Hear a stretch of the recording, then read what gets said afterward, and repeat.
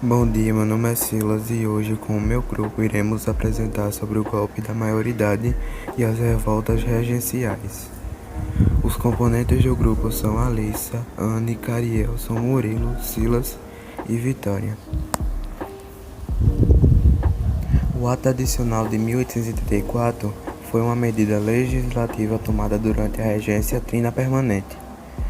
Contemplando os interesses dos grupos liberais, o ato adicional alterava a Constituição de 1824 e foi uma tentativa de conter os conflitos entre liberais e conservadores nas disputas pelo poder político. A regência una de Diogo Feijó, exercida entre 1835 a 1837, foi a primeira das duas regências unas que ocorreram no período regencial. O governo de Feijó teve duas características principais. A primeira foi a eclosão de diversas rebeliões separatistas pelo país. As revoltas regenciais. As revoltas regenciais foram rebeliões que ocorreram em várias regiões do Brasil durante o período regencial. Aconteceram em função da instabilidade política que havia no país e das condições de vida precária da população pobre, que era a maioria naquele período.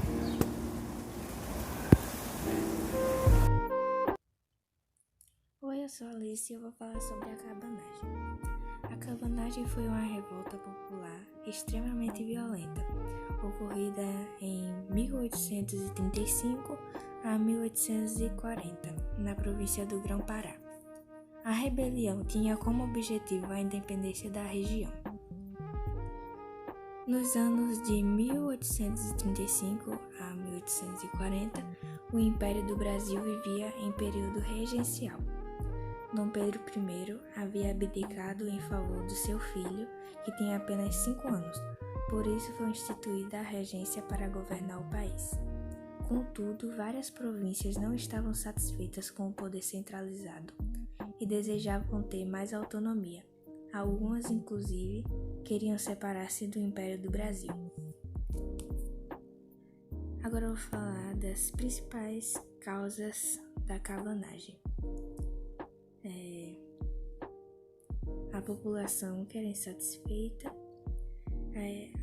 as disputas políticas e territoriais motivadas pelas elites do Grão-Pará.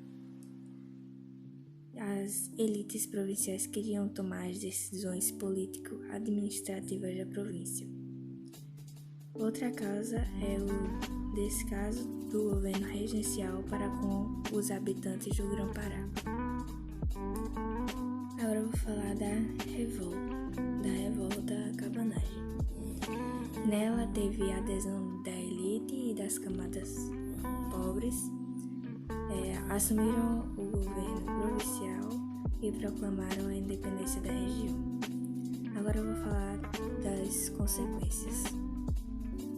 Embora a perseguição tenha sido violenta, alguns revolucionários conseguiram escapar e fugiram para a floresta, o que permitiu a sobrevivência dos ideais da cabanagem, mesmo após sua derrota.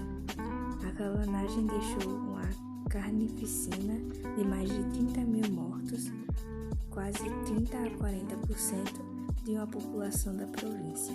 Dizimou populações ribeirinhas, quilombolas e indígenas, bem como membros da elite local. Agora eu vou falar de algumas curiosidades da cabanagem. As mulheres foram fundamentais na cabanagem, pois eram elas que levavam informações e comida para o bando revoltado. A cabanagem foi uma das poucas revoltas do período regencial que congregou várias classes sociais. Em Belém existe o Memorial da Cabanagem, que abriga os restos mortais dos líderes da revolta. E em 2016, a cabanagem inspirou um musical escrito por Valdeci Manoel Afonso Palhares e com música de Luiz Pardal e Jacinto. Foi isso. Bom dia, professor. Aqui é a aluna Vitória Micaele, do 8º ano A, e eu vou começar falando sobre a Farroupilha. A Guerra dos Farrapos, também conhecida como a Revolta dos Farrapos ou Revolução Farroupilha, foi uma das revoluções provinciais que aconteceram no território brasileiro durante o período regencial. Ela foi organizada como movimento da elite gaúcha. A Guerra dos Farrapos encerrou-se após a negociação de paz dos estancieiros gaúchos com o governo. Aqui tem uma imagem, dessa Guerra dos Farrapos.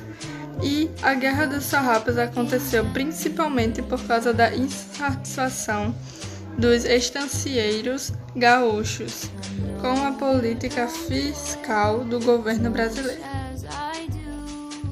Agora eu vou falar sobre o Segundo Reinado. O Segundo Reinado iniciou-se em 1840 por meio do golpe da maioridade e ficou marcado por inúmeras transformações. Encerrou-se em 1889 com a proclamação da República. Foi um período de grandes transformações no país e marcado por importantes conflitos, como a Guerra do Paraguai. A respeito do Segundo Reinado, a coroação de Dom Pedro II ocorreu por meio do golpe da maioridade. Os dois partidos que controlavam a política brasileira eram o Partido Liberal e o Partido Conservador. O sistema político brasileiro ficou conhecido como parlamentarismo às avessas. Na economia, o café estabeleceu como principal produto e entre 1840 e 1860 aconteceu um período de prosperidade conhecido como Era Mauá. A abolição da escravatura foi resultado de uma intensa mobilização popular e política, aliada com a resistência realizada pelos escravos. Concretizou-se com a assinatura da Lei Áurea em 13 de maio de 1888. A Guerra do Paraguai foi um divisor de água na história do Segundo Reinado. Nesse conflito, o Brasil envolveu-se em uma luta contra o Paraguai em 1864 a 1870. Os militares foram o grupo de maior envolvimento com a proclamação da República no Brasil. A proclamação, de fato, foi realizada por José do Patrocínio em 15 de novembro de 1889.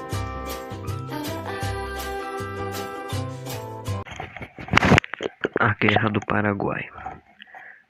Desde sua independência, o Paraguai esteve em desenvolvimento crescente e incentivado a economia interna, instalando indústrias e estradas de ferro, telégrafo, pólvora e armas. O analfabetismo foi praticamente erradicado. O governo também tomou controle sobre diversas fazendas, o que permite que toda a população tivesse melhores condições de alimentação. Processo chamado de Fazendas da Pátria. O Paraguai não tinha acesso ao mar, ou seja, tinha dificuldade no comércio marítimo.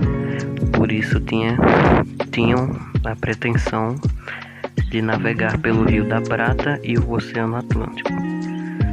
Porém, acabavam esbarrando com os interesses do Império Brasileiro na região.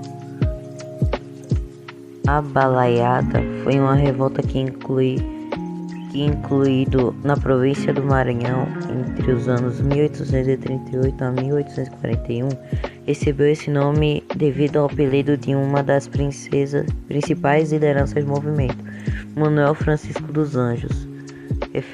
Refeira o balaio, cestos objetos que ele fazia. A Balaiada se distingue das outras revoltas que incluíram no período regencial por ter sido um movimento emersivo popular contra os grandes proprietários agrários da região. As causas da revolta estão relacionadas com situações de miséria e opressão a que está submetida a população pobre da região. Nesta época, a economia agrária do Maranhão atravessava um período de grande crise. A principal riqueza produzida na província, o algodão, sofria forte concorrência no mercado internacional e com isso o produto perdeu o preço e compradores no exterior. Agora eu vou falar sobre a crise do algodão. As camadas sociais que mais sofriam com a situação eram os trabalhadores livres, e camponeses, vaqueiros, sertanejos e escravos. A miséria, a fome, a escravidão e os tratos constituíram os principais fatores de descontentamento popular que motivam a mobilização dessas camadas sociais para a luta contra as injustiças sociais. A classe média maranhense estava insatisfeita politicamente, havia aderido aos principais princípios liberais de organização política muito difundidos na época pelos opositores da monarquia e adeptos ao republicanismo. Importantes setores dessa classe passaram a reivindicar mudanças no controle das eleições locais, que acabavam favorecendo os graves proprietários agrários. Fundaram um jornal com o nome de Bem TV para difundir os ideais republicanos com o objetivo de organizar um movimento de revolta contra o mandonismo dos grandes proprietários. Os setores politicamente organizados da classe média se aproximaram das camadas mais pobres na tentativa de mobilizá-las para a luta. Agora vou falar de Duque de Caxias. A radicalização da revolta, porém, levou a classe média a se desvincular do movimento e até mesmo a tomar algumas medidas para contê-lo. Foi assim que esses setores acabaram apoiando as forças militares imperiais enviadas pelo governo central à região. As forças militares imperiais ficaram sob comando do coronel Luiz Alves de Lima e Silva. O combate aos baleados foi bastante violento. O movimento da revolta foi contido em 1841. Cerca de 12 mil sertanejos e escravos morreram nos combates. Os revoltosos presos foram anestesiados pelo imperador Dom Pedro II. A vitória sobre a baleada levou o coronel Luiz Alves de Lima Silva a ser condecorado pelo Império com um título de nobreza, Barão de Caxias. No dia 1º de março de 1870 chegava o fim da Guerra do Paraguai, conflito dos paraguaios contra a Tríplice Aliança Brasil, Argentina e Uruguai, com a morte do líder paraguaio Solano Lopes pelas tropas brasileiras. A guerra teve início em 1874, após a invasão do Paraguai à província brasileira do Mato Grosso. Após esse período de lutas, o Paraguai foi derrotado e se tornou-se um dos países mais atrasados da América do Sul. Aproximadamente 3 mil paraguaios morreram, entre civis e militares. Além disso, o país foi ocupado por quase 10 anos, teve que pagar indenização da guerra e perdeu cerca de 40% do seu território para o Brasil e a Argentina. O Brasil perdeu entre 50 a 60 mil pessoas entre militares e civis durante essa guerra.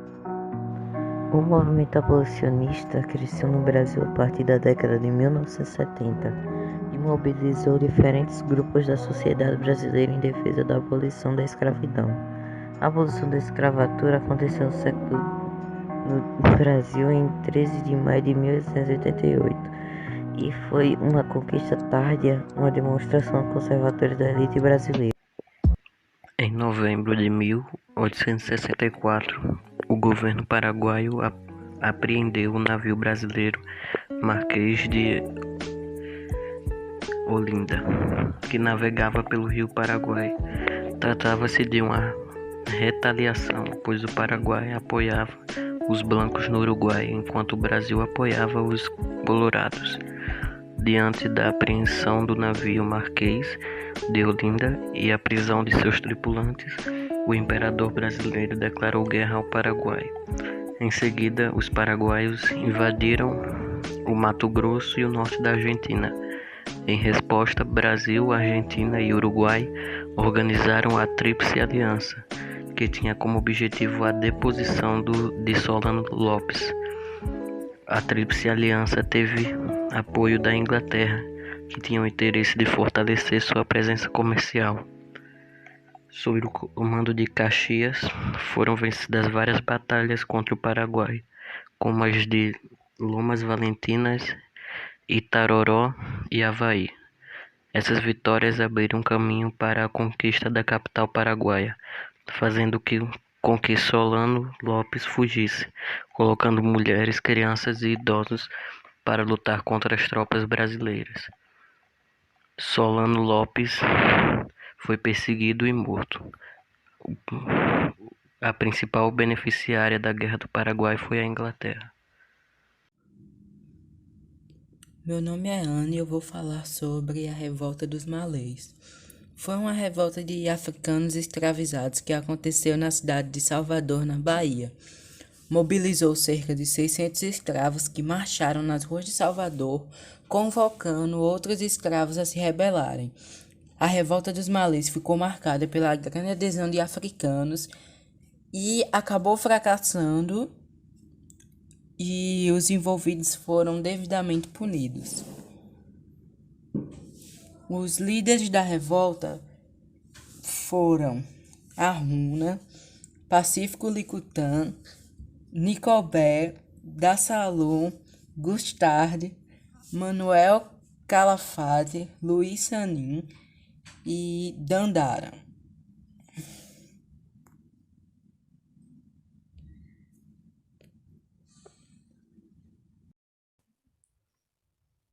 Oi, eu sou a Alice e eu vou falar sobre o Segundo Império, café e a abolição do tráfico. Inicialmente, o café era produzido no Vale da Paraíba. A partir de 1840, se tornou o principal produto de exportação. A produção do café era baseada no plantácio. Surgiram grandes barões de café que se tornaram políticos importantes.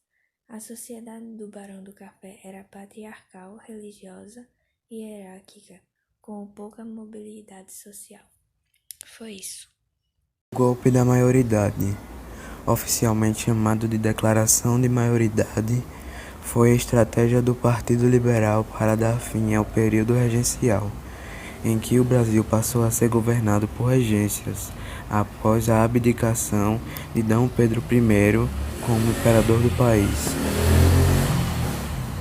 Parlamentarismo às avessas. O chamado parlamentarismo às avessas foi o sistema político vigente do Império do Brasil durante o Segundo Reinado. Esse sistema alternava na chefia executivo os partidos conservador e liberal, baseando na escolha do poder moderador e nos resultados eleitorais. Continuando, agora eu vou falar sobre o Segundo Império. Na economia, o café estabeleceu-se como nosso principal produto e entre 1840 e 1860 aconteceu um período de prosperidade conhecido como Era Muá. A abolição da escravatura foi resultado de uma intensa mobilização popular e política, aliada com a resistência realizada pelos escravos. No caso da política, durante o Segundo Reinado, o primeiro destaque a ser feito se dá pela atuação dos partidos políticos existentes. Os dois partidos que atuam na política brasileira nesse período formam-se durante o período regencial e eram conhecidos como Partido Conservador e Partido Liberal.